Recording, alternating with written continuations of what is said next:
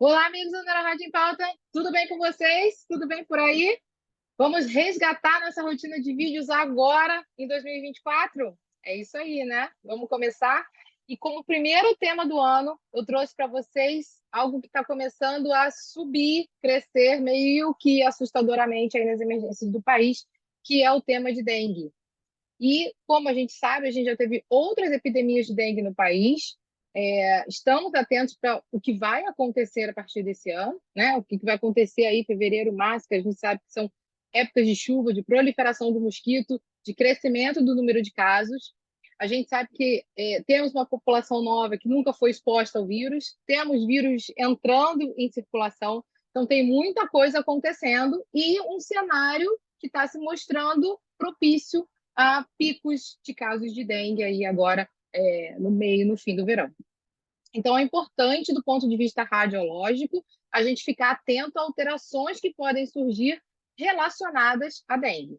E, óbvio, se aqui é neuro, se aqui é Neurorádio em Pauta, nós vamos falar sobre as possíveis alterações neurológicas que a gente tem que ver na dengue. Não pode passar desapercebido, não pode passar pelo plantonista da emergência, não pode passar para você que é radiologista está no plantão, para você que não é radiologista, que é clínico, que está lá atendendo, que muitas vezes não vai ter radiologista para te ajudar, e o que você tem que ficar ligado, principalmente na tomografia de crânio, para identificar, opa, esse paciente é um paciente que tem dengue e está em risco de ter uma complicação neurológica. Então vamos lá, vamos ficar bem ligados. Separei um artigo aqui bem interessante, um resumão dos principais pontos que a gente tem que olhar, pensar e manter em mente que podem estar associados ao quadro de dengue. Bom, então eu trouxe esse artigo aqui, ele é de um grupo indiano, e lá também, como a gente, tem essas epidemias, essas sazonalidades relacionadas às infecções virais, principalmente as arboviroses, e eles, obviamente, têm uma experiência importante do que pode ser visto dentro dos quadros de dengue. Então, coisas que a gente tem que imaginar logo de cara, eu vou usar as imagens aqui fornecidas por eles, com relação à análise da tomografia. Então, lembrar que existem várias manifestações possíveis na dengue. Número um, a gente tem que pensar em sangramento. Então, as encefalites, né, as alterações do nível de consciência que acontecem em pacientes com dengue, elas podem ter um componente hemorrágico associado.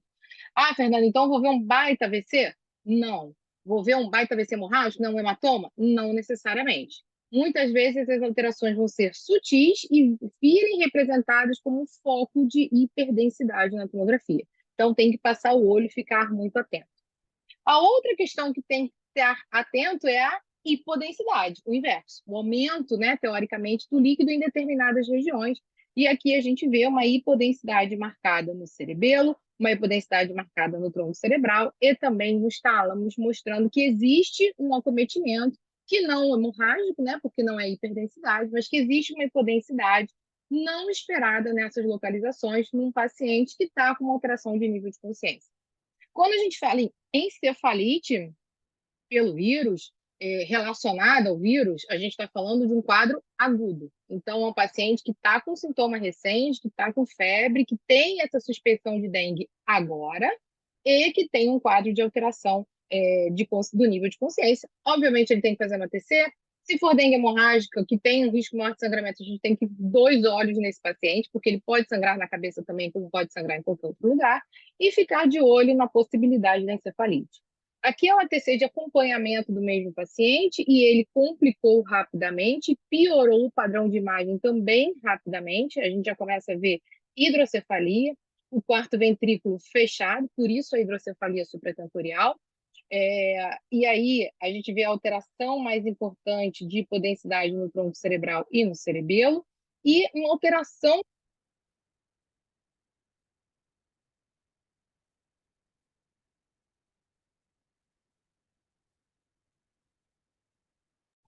Isso fica muito claro quando a gente olha para a ressonância. Porque aí na ressonância, ó, sequência flare, mostrando a alteração talâmica bilateral, importante que a gente viu na TC, mostrando a alteração difusa do cerebelo, uma cerebelite, também com envolvimento da margem posterior do tronco cerebral, de forma importante também no T2. E quando a gente olha para o T2 estrela, procurando as alterações hemorrágicas, aí sim, a gente vê bastante coisa. Então, componente hemorrágico importante. Voltando lá na TC, não vai ser aquele componente hematoma, como a gente vê no AVC hemorrágico, mas uma hiperdensidade que pode ser sutil, que pode aparecer rapidamente de um exame de controle para o outro, que pode ser feito exatamente porque o paciente piora. Então, nesses casos aqui, a gente tem que ficar ligado também na possibilidade de encefalite necrotizante, que é um quadro que pode estar associado a dengue, um quadro grave, devastador, por envolvimento hemorrágico talâmico bilateral, certo?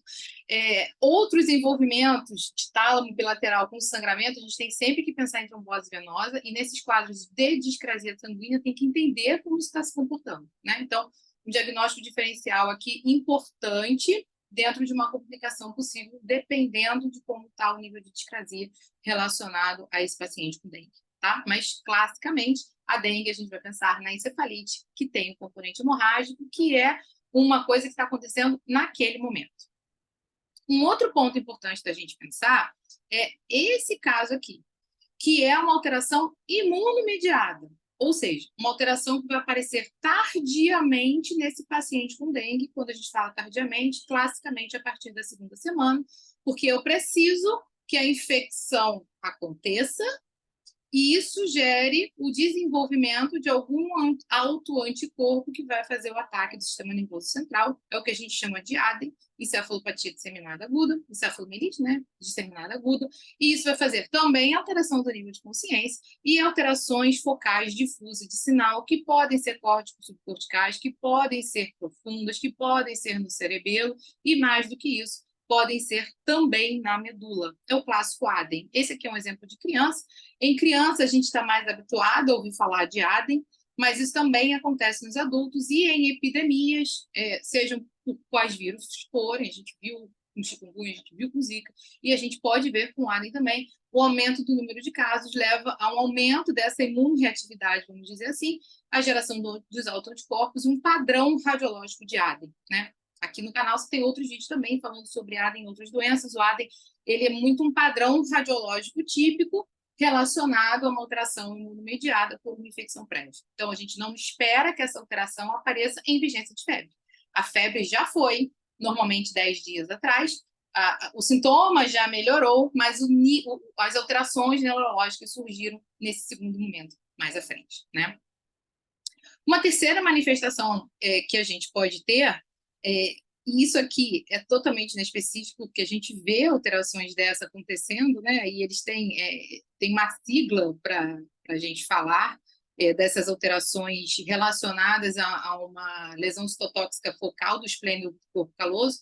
Pode estar relacionado a um quadro de desorientação focal, uma coisa que está acontecendo também no momento da infecção, mas é totalmente inespecífico, a gente não vai pensar em dengue, mas são achados que podem acontecer em pacientes que estão com uma infecção grave, que estão com sepse, pós-traumático. Tem uma lista de momentos, né, clínicos do paciente que podem estar relacionados a essas lesões focais citotóxicas do corpo caloso, que fazem restrição à difusão, ó, brilho na difusão, preto no ADC, não é hemorragia, não sangra, não é uma imagem com aspecto de mielinizante, que vai ter inflamação, né, que vai ter captação ao redor, um tênue alteração de sinal no T2 e no FLAIR, e que depois desaparece e o paciente também tem uma melhora dos sintomas. Então, as lesões focais esporádicas podem acontecer, também são descritas na dengue, como em diversas outras doenças, é uma coisa que a gente tem que ficar atento que pode aparecer, né? E não dá para a gente deixar de falar da possibilidade real de sangramento. Por quê? Porque esse paciente pode ter uma dengue hemorrágica. E aí a gente pode ter plaqueta baixa e o mínimo esforço possível, o mínimo trauma possível, ou mesmo sem trauma, pode desencadear algum tipo de sangramento.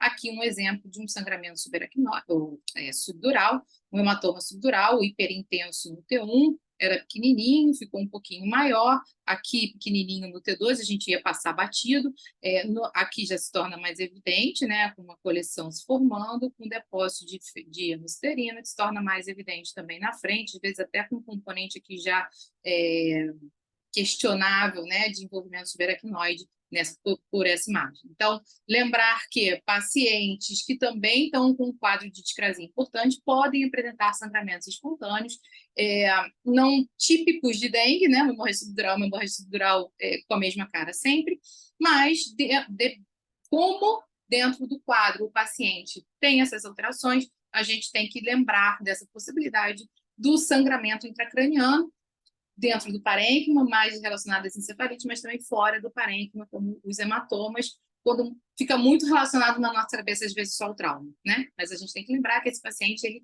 tem um quadro sistêmico importante, que isso pode também fazer essas alterações de sangramento.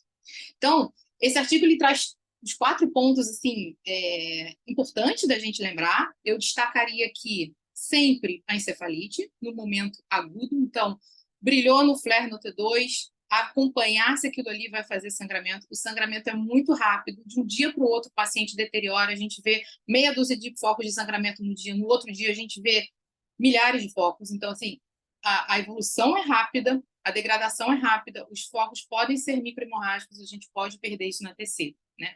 Na verdade, na TC você pode ver mais o edema em volta do foco do que o foco em si. Então, o acompanhamento com RM às vezes vai se fazer essencial, principalmente nos casos mais graves, tá? Lembrar da possibilidade disso acontecer depois, fora já do momento da infecção, sendo a lesão imediada pelo hábito, né? E aí também pode ter um quadro de encefalite, de mielite, e a gente vai ter aquele aspecto de doença desmielinizante mais clássico, pode ter realce pelo meio de contraste, pode ter um envolvimento cortical, tanto no paciente mais jovem quanto no paciente com mais idade, e naqueles que realmente estão com uma discrasia importante relacionada ao dengue hemorrágico, pensar também na possibilidade de sangramento, independente da encefalite, e desse sangramento também a se apresentar como uma coleção, como um hematoma subdural, tá certo? Então, assim, importante a gente ficar ligado. Podemos ter, sim, um aumento do número de casos de dengue agora, então vamos ficar atento às possibilidades das complicações neurológicas e os principais estados de imagem. Mais conteúdo sobre isso você encontra aqui no canal. Não deixe de seguir e compartilhar esse vídeo com quem precisa dessa informação. E eu te espero no próximo vídeo. Até lá!